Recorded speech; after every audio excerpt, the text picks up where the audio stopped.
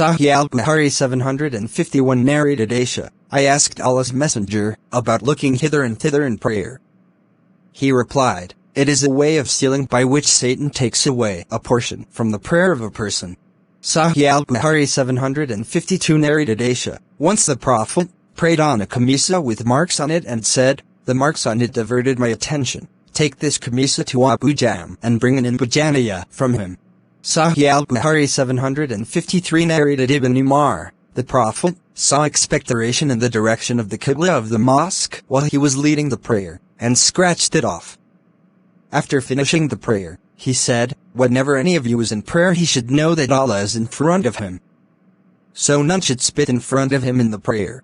Sahih Al-Bukhari 754 narrated Anas, while the Muslims were offering the Fajr prayer, Allah's Messenger suddenly appeared before them by lifting the curtain of the dwelling place of Aisha, looked towards the Muslims who were standing in rows. He smiled with pleasure. Abu Bakr started retreating to join the row on the assumption that the Prophet wanted to come out for the prayer.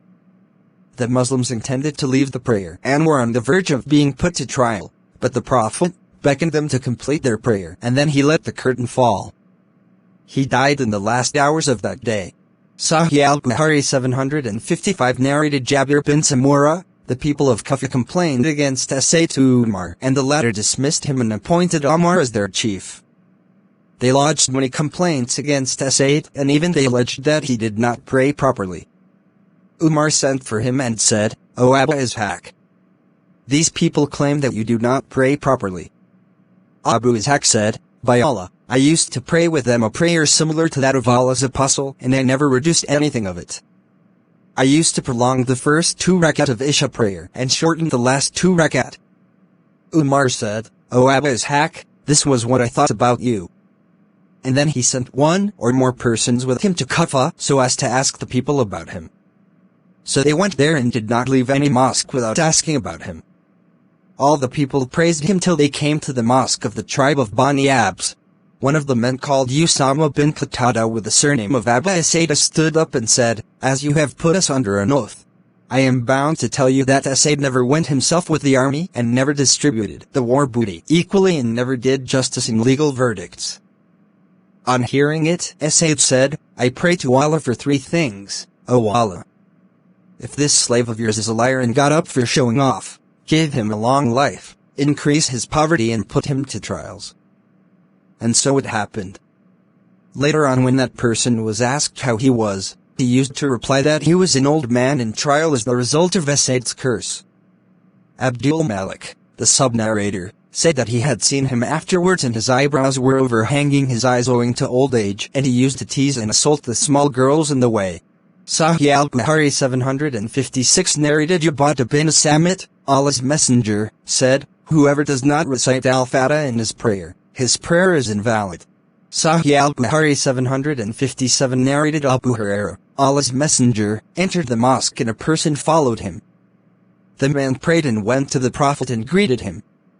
The Prophet returned the greeting and said to him, go back and pray, for you have not prayed. The man went back, prayed in the same way as before, returned and greeted the Prophet who said, go back and pray, for you have not prayed.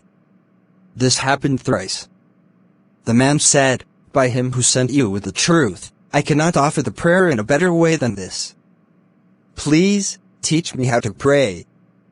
The Prophet said, when you stand for prayer say takbir and then recite from the Holy Quran of what you know by heart and then bow till you feel at ease.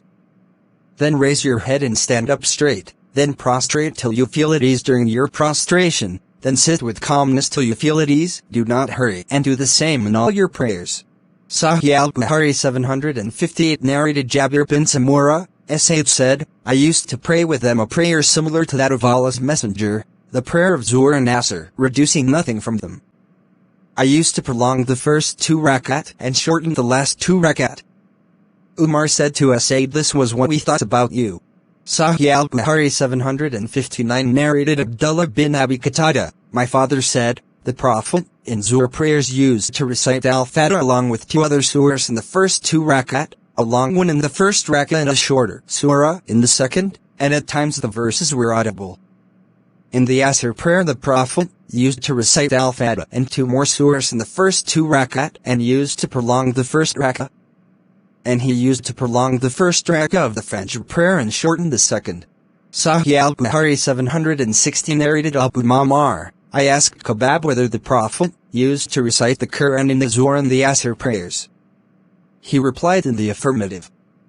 We said, how did you come to know that? He said, from the movements of his beard.